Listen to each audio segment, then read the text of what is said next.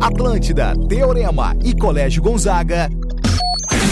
Na máquina do conhecimento. Videocast. Salve, salve, galera! Uma máquina do conhecimento que está entrando no ar agora. Máquina do Conhecimento 2025, você já sabe. É o que? É a cobertura dos processos seletivos, o Enem, o PAV e também o vestibular da Universidade Católica de Pelotas. 20 programas, todos hospedados aqui no ATL TV, canal da Atlântida no YouTube. E é o seguinte, galera, tudo isso assinado, chancelado pela galera do Teorema e do Colégio Gonzaga. Exatamente. E estamos aqui com este programa especial que começa agora. É o PAV 1, ok? E eu estou recebendo aqui professores de áreas distintas para a gente falar sobre conteúdo, obviamente, mas também falar sobre a prova e mais algumas coisitas, tá bem? É isso mesmo. A máquina do conhecimento está começando neste exato instante e eu estou recebendo aqui, junto comigo, professores. Estamos aqui com a Química, a Biologia e a Física. É, exatamente. Estamos aqui com o meu camarada Alan, Alan de Biologia, a Jo de Química, meu camarada Alexandre da Física.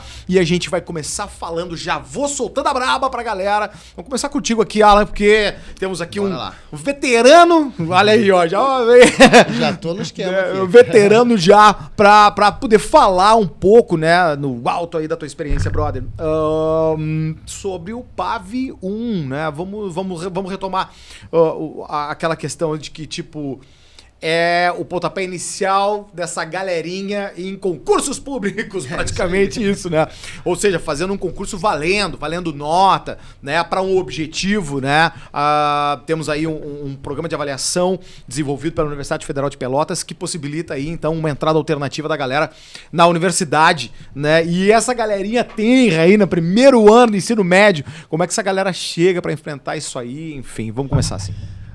E aí, galera? Bom, Marcinho, dá um salve pra galera do Gonzaga, pra galera do Teorema. Boa. Né?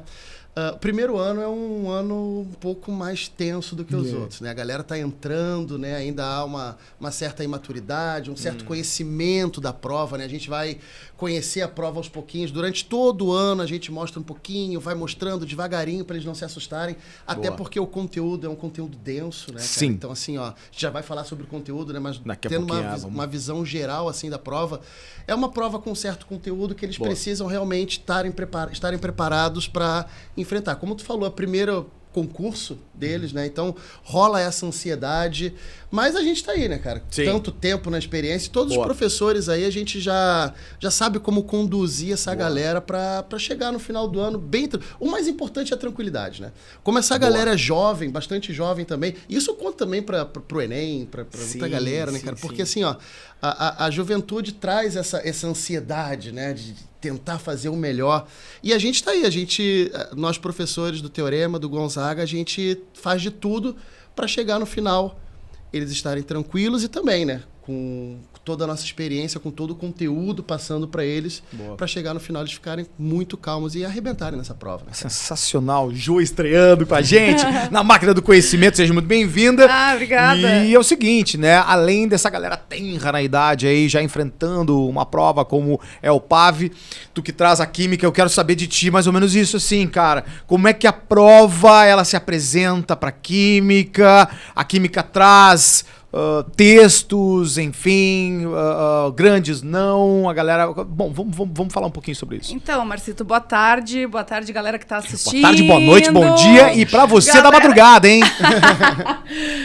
Pra galera do Teorema. Então, acho que a prova do PAV tem uma característica que, pra gente que trabalha, como o colega Alan falou, com a questão conceitual, a gente tenta trazer, a gente busca trazer para o aluno esse suporte conceitual dos conteúdos para que eles, né, se sintam à vontade. E nesse sentido, a prova do PAV é muito boa para quem tem esse suporte, porque ela é uma prova bem direta. Boa. Pelo menos na Química, as questões tendem a ser muito diretas e muito claras no que a questão quer que tu saiba. Uhum. Ela é bem específica. Quando eu tenho, né, na Química uma questão que é de funções orgânicas, tu sabe que o conhecimento que tu tem que ter ali é de funções orgânicas. Então, eu acho que esse aspecto da prova nos auxilia bastante. A gente que trabalha bastante com essa questão de trazer os conteúdos para os estudantes. Sim, sim. Alexandre, vamos agora da física aqui, trazer um pouquinho, enfim. Quantas questões são de física? E também tem esse caráter, porque também tem aquela coisa, né? Se tu pega uma prova do Enem, assim, tu pega uma contextualização nas questões, né? Ou seja, a galera tem que estar sabendo mais do que simplesmente o conteúdo. Existe essa questão de contextualização, tipo assim, na física a galera vai encontrar lá o chuveiro elétrico, ou seja, já vai se entrar num contexto. Existe isso? Olá, colegas, vocês estão nos ouvindo. A física, principalmente do PAV, a gente vai pegar os nossos nenês, né? O nosso ouro, primeiro ano do ensino médio.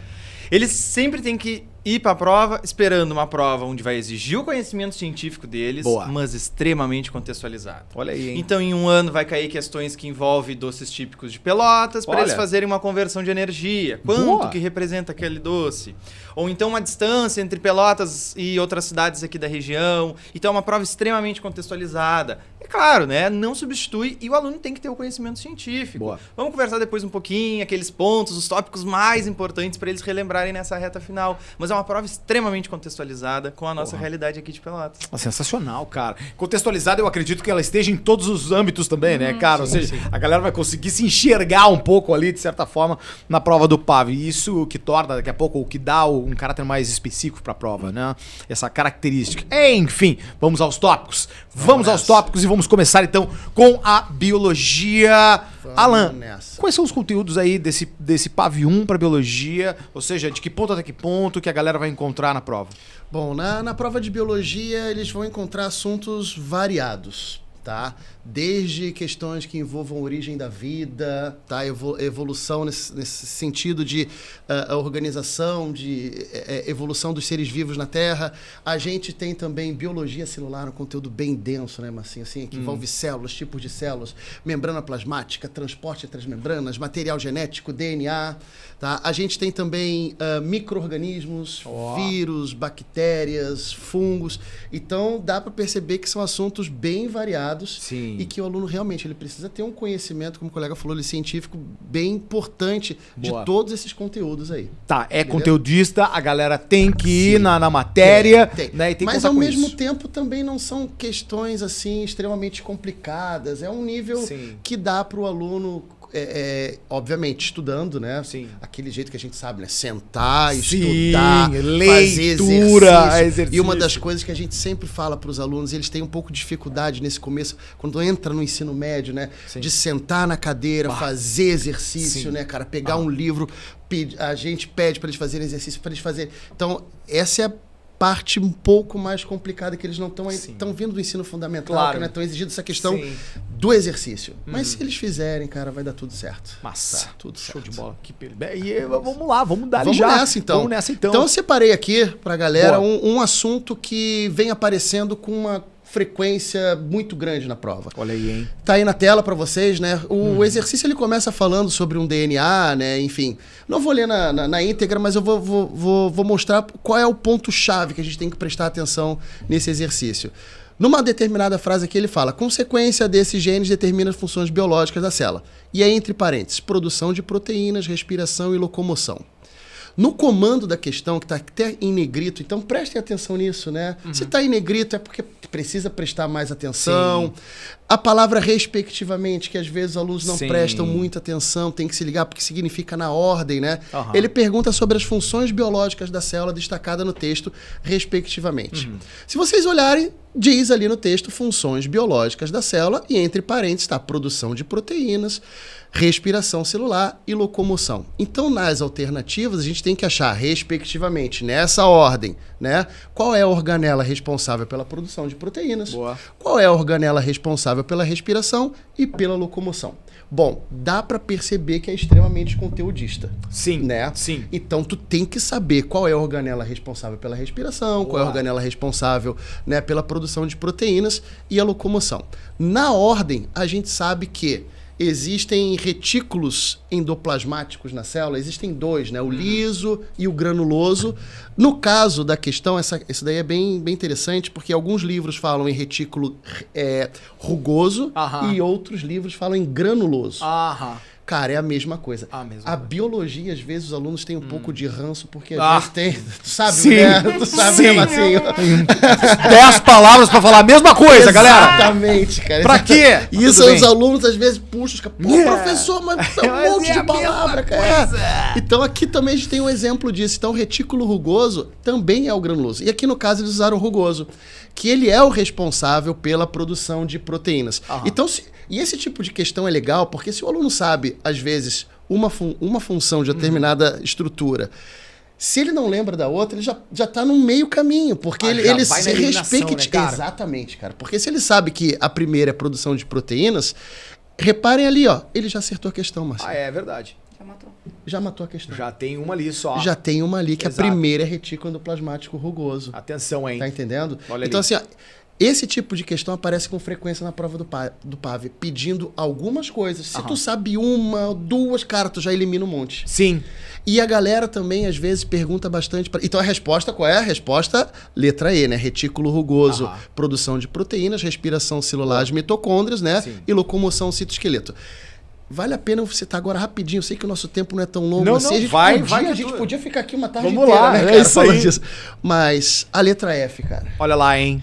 Cara, a letra Vamos falar sobre isso, hein? É bom, cara. Por isso que eu separei já agora aqui no começo falar, porque aquele R tem muita gente que tem dúvida. Aquilo significa que ignora a resposta. Olha aí, hein? Porque, tem uma F, hein? Exatamente, cara. E assim, ó, o aluno tem que entender que muitos entendem o seguinte: quando eu não sei, eu marco essa. Não é bem assim. Sim. O ignora... Porque sempre que a gente marca no PAV uma resposta errada, é descontado uma certa quantidade de pontos, 10%. Sim. Então, assim, ó, aquilo ali é pra gente marcar com sabedoria. Se realmente o aluno não sabe o conteúdo, aquela questão específica, e ele já foi bem nas outras, nas outras eu tenho certeza que eu acertei, entendeu? Se eu não sei realmente, será que vale a pena marcar? Nesse caso, sim. Tá? Mas não pode ficar marcando, porque a gente não ganha ponto, mas também não perde ponto, sabe? Então, às vezes, vale a pena um pouquinho arriscar. Mas depois a gente conversa lá no Teorema, lá no Gonzaga, com a galera mais sobre, porque o nosso tempo não é tão... Mas, assim, é importante o aluno se ligar nessa resposta letra F aí. Se ele realmente não tem noção e acha que foi bem nas outras, talvez marque essa. Mas né? não há uma recomendação expressa para isso. Se tu sabe alguma coisa do conteúdo, sempre é bom tu analisar as respostas. E outra, né, cara? Às vezes, tu tá ali fazendo a questão, não tem certeza absoluta, dá um tempinho, parte para outra questão. Daqui a pouco vem a imagem do professor falando para você, sensacional, né? Hein? Então, não sabe a questão, não marca F de cara. Dá um tempinho, pula para outra questão, depois você resolve com calma no final da prova. Sensacional. Beleza? Baita dica, atenção, hein, galera? Não entendi. Volta lá e vê de novo, tá? É isso que você vai fazer. Enfim, vamos com Jô. Vai estrear. Jô vai estrear aqui. E chego dizendo que compartilho desta dificuldade dos estudantes com biologia. Esses dias soube de uma notícia que foi descoberta outra organela. E o meu primeiro pensamento foi mais um negócio pra gente saber o nome e a estrutura. Exatamente, mais uma função. Mais estrutura, o nome. Eu pensei, gente, eles não param. Mas pra chegar nos livros didáticos demora um pouquinho. Demora, né? Demora. Exatamente. Jô, como é que a química está dividida nos conteúdos para o PAV 1? Ou seja, o que a galera pode esperar, né, da baliza de conteúdos de química? O que vai lá na prova? Então, fazendo uma análise, a gente que dá aula, né, em cursos, em escolas, a gente sempre está de olho, né, fazendo essa jogada assim do que vem mais, do que aparece mais na minha prova para eu dizer para o meu estudante, olha, dá uma olhada melhor nisso aqui. Na química, eu acho a prova da Química 1 uma prova tranquila. E nem estou falando isso, né, como uma professora, né, de química, assim, eu acho que para os próprios estudantes é uma prova um pouco mais tranquila, assim, e retomo a questão do conhecimento científico que o colega trouxe aqui, mas é uma prova tranquila, assim, são poucas questões. Eu acho que a prova do PAV, como o Alan disse, quando o estudante está em dúvida, ela tem um tempo melhor de realização. Sim. Então, assim, dá tempo do estudante, vou pular para a próxima, dar uma pensada aqui, depois eu volto. Acho que ela tem um tempo mais hábil, assim, né, para a gente desenvolver ali as questões. Mas na química, uma coisa que nossa, assim, vem muito, é a questão das funções inorgânicas. E para o estudante, o básico é fazer o reconhecimento dessas funções, porque a gente tem 4 funções inorgânicas aí, né? O ácido, base, sal e óxido. Então, elas podem aparecer enquanto reconhecimento, às vezes, como o Alan falou. Por que eu falo isso do reconhecimento? É o básico. Mas, às vezes, a questão, se tu conseguir diferenciar uma função da outra, tu já consegue ou eliminar grande parte ali das alternativas, ou até mesmo responder a questão. Então, eu coloquei essa questão do reconhecimento dos ácidos, né? Aqui a gente está falando das funções inorgânicas, dos conceitos do arrhenius, né? Que é do químico. Então, o ácido, quando eu vou, né? Como é que eu reconheço ali um ácido, diferencio? Bom, o ácido do arrhenius, ele vai começar com H, com hidrogênio, com átomo de hidrogênio, porque o cátion dos ácidos, ele é, né, o cátion de hidrogênio. Bom, a base já vai terminar a fórmula, né? Eu tô falando aqui das fórmulas, vai terminar com a hidroxila, o OH, certo? Então, né, tá falando de base, né? O que o Alan falou, o que o comando da questão tá te pedindo? É sobre uma base? Bom, então já sei que aquela fórmula ali, ela vai ter que terminar em OH, certo? E o sal e o óxido, que talvez seja um pouquinho mais confuso, o óxido tem que ser um composto binário. É 2 elementos químicos ali, e o último elemento que fica sempre à direita, né, o mais eletronegativo, é o oxigênio. Então, acho que nesse sentido, esse reconhecimento aqui, como a Alan falou, a gente tem pouquinho tempo, né? Senão a gente fica aqui, que isso, que é nomenclatura e tal, né? Mas acho que esse reconhecimento, assim, é bem importante. A prova do PAV ali, quando ela vem com funções inorgânicas, como o colega disse, ela contextualiza, às vezes, para a questão da agricultura, para a acidez do solo. A gente tem um solo no Brasil que tem um caráter um pouco mais ácido, e a gente usa, por exemplo, o óxido de cálcio, que é um óxido de caráter básico. Então, tem essa diferenciação também, que às vezes eles perguntam, esse óxido é de caráter básico, esse óxido é de caráter ácido. Então, se eu tenho um óxido de caráter básico, eu tenho que ter o oxigênio ligado ao metal da família 1 e 2. Aquela coisa dos conceitos, né? PAV tem isso do conceito, tem que saber o conceito, sentar e estudar, né? O que eu sempre digo para os estudantes que aquela coisa da nossa área, eu sempre começo o ano dizendo para eles, cara, para fazer as questões de química, física e biologia, e digo para eles, vou me meter na disciplina dos meus colegas, tem que fazer exercício, porque é ali que tu vai saber qual é a tua dificuldade, né, para tu poder desenvolver com o professor ao longo do ano ali, né, quando a gente está estudando. Então, compartilho da ideia do Alan, é a coisa de sentar, estudar e fazer exercício. Claro. Na nossa área, eu acho que os colegas concordam comigo, é a coisa do exercício, porque é ali que tu consegue ver qual é a tua dificuldade, né. Para além disso, tem também a questão das questões de NOx e oxirredução, reações de oxirredução, onde ele quer saber quem oxidou, quem reduziu, quem é agente oxidante, quem é o agente redutor. E eu sempre tenho um macete que eu aprendi com um professor há muito tempo atrás, que eu sempre falo para os estudantes, que é o opa, re, re, re. Opa, re, re, re. Atenção para o opa, re, re. Tá aparecendo aí pra você, hein? Exato. Eu digo, isso aqui é tão bobo que a pessoa não se esquece, né? Então, o opa quer dizer o quê? Oxidação é perda de elétron e aumento de NOx. Opa, oxidação, perda de elétron, aumento de NOx, certo? E o re, re, re, que é o outro processo, que é o de redução, é recebimento de elétron e redução de NOx, ou seja, o número de oxidação vai diminuir. E tem que se ligar que é o seguinte, quem sofre oxidação é o agente redutor. E quem sofre redução é o agente oxidante. Parece, num primeiro momento, tenta lembrar isso, porque parece o oposto, mas faz sentido, faz sentido. Sim, e se você não pegou agora, volta o vídeo e vê de novo. Na química é tudo muito engraçadinho. Sim. E depois, assim, outra questão que também aparece bastante nas provas de química é a questão dos processos de separação de misturas. Sim. E aí, como, né, falando de contextualização, o tratamento de água. A nossa água que vem na rede, ela passa por alguns processos, que são processos de separação de misturas. Por exemplo, a filtração, a decantação, são processos de separação e que podem vir na tua prova, né? A gente sabe que tem mais outros, mas eu trouxe o exemplo do tratamento de água, exatamente por isso eles trazem essa questão mais contextual mesmo, como o Alexandre acabou falando. É interessante porque daí a galera olha pra prova e diz, é aqui que se usa isso! Agora fez sentido! Agora fez sentido a fórmula de Bhaskara! Pô, enfim, galera, isso. Vocês são biólogos, vocês não têm moral pra falar. Alexandre, meu camarada, a física, de certa forma, também vai estar bem contextualizada, mas qual é aí, vamos dizer assim, quais são os conteúdos que são próprios do PAV 1, que a galera vai encontrar lá? Quantas questões são de física? É muito difícil a gente falar quantas questões são, porque difícil de falar, tem caído questões bem misturadas. Atenção, hein? Inclusive, questões que envolvem nós dois, física e química, física. e que o aluno consegue resolver ou só pela física ou só pela química. Atenção por essa barbada, hein? Às vezes o aluno lê a questão, consegue completar pela parte da Sim. física e a química não. Que massa Em isso, outros hein? casos até vai. Então tá bom. E bem... vai eliminando nas alternativas, né? Muitas Muito vezes bom, acontece. Porque Isso. daqui a pouco tem mais facilidade com a física Exato. e consegue resolver pela física, ou certeza. facilidade da química consegue resolver ali. Pô, que massa. A- Vamos lá. A física do primeiro ano, ela vai pegar como principal dificuldade que a gente enxerga o aluno que vai ter um pouco mais de dificuldade na interpretação e no desenvolvimento matemático. Onde que isso vai resultar? Problema de unidade. Problema de unidade é a coisa mais comum do primeiro ano. Que coisa, cara. Então, tu vai calcular uma velocidade e as unidades não conversam. Bah.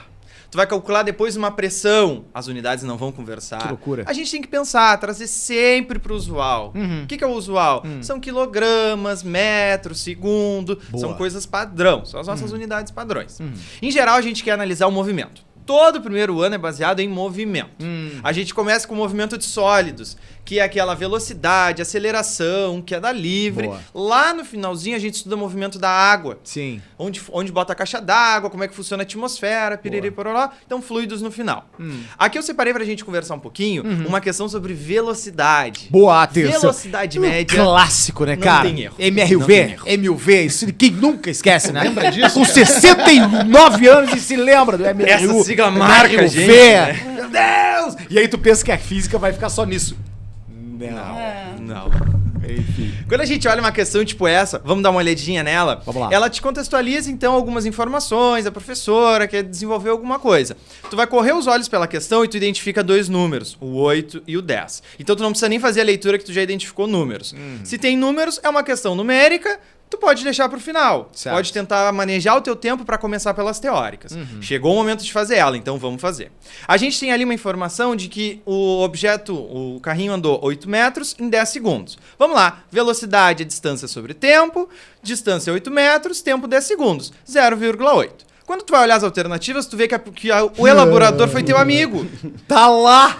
Por quê? Achei! Vai, assim, ó, ai, babando. 0,8 km por hora é o que a grande maioria ia marcar. Sim. Mas a gente não tá falando da mesma coisa. Atenção. 0,8 metros por segundo para quilômetros por hora, tu tem que te lembrar daquele macetezinho ali do lado. Olha ali, Metros cara. por segundo para quilômetros por hora vezes 3,6. Certo. Daí tu chega na letra C sem erro nenhum. Mas aqui, muita atenção. Foi um elaborador amigo. Amigo de vocês, Tu hein? não pode contar com isso. Amigo de vocês, porque nas Não tem respostas não tem metros por segundo, meus camaradas. Não tem. Aí na hora tu já vai ter que. Meu Deus, metros por segundo, aí tu já vai ter que resolver. E 0,8 km por hora também ia dar uma confusão. Meu Deus do céu, cara. Esse é o tipo de coisa. Esse é a dica de ouro, né? Principalmente pra cálculo. Porque a química também tem cálculo, Sim. vamos ver em outros paves aí, né? Mas a questão de calcular por uma unidade e tu tem que passar pra outra unidade, eu acho que é aí que mora a grande questão, né? Aí que mora o... A gente tem uma pegadinha muito grande aí, beleza, né? hein? Porque a gente não é acostumado a ir fazendo a conta com as unidades. Sim. E às vezes quando chega no final, a gente tá tão ansioso, tão nervoso em marcar a alternativa que já nem se pergunta Exato. se tá batendo, se as coisas são condizentes. cara. Que É um loucura. pecado, mas a gente tem que cuidar, tá? E tu que tá nos ouvindo tem que estar de olho. Atenção, Quando tu hein? vai fazer a tua questão, cuida das unidades. Cuida antes de colocar na fórmula, se tu quiser. Boa. Não fez? Fez com metros por segundo, beleza. No final tu arruma. Boa. Muita calma, tem que ter calma na hora de fazer. Tem que ter calma na hora de fazer, principalmente em cálculos, porque... Principalmente. Principalmente. Porque já tô cansado, mas pera aí, cara, tem que ter atenção. Enfim, galera, chegamos ao final do nosso programa, nossa máquina do conhecimento para o PAV 1. Chegamos no derradeiro final desse programa, desse PAV 1, mas temos ainda PAV 2, PAV 3, ok? Temos aí, que eu digo, com aqui a biologia, a química e a física, ok? Pra gente passar aí, então, algumas das questões principais e os conteúdos principais. Lembrando que a máquina do conhecimento está hospedada aqui na TLTV, numa playlist especialíssima e tudo isso chancelado por Teorema e Colégio Gonzaga. Vamos ficando por aqui, até o próximo, tchau! Atlântida, Teorema e Colégio Gonzaga, na máquina do conhecimento, Videocast.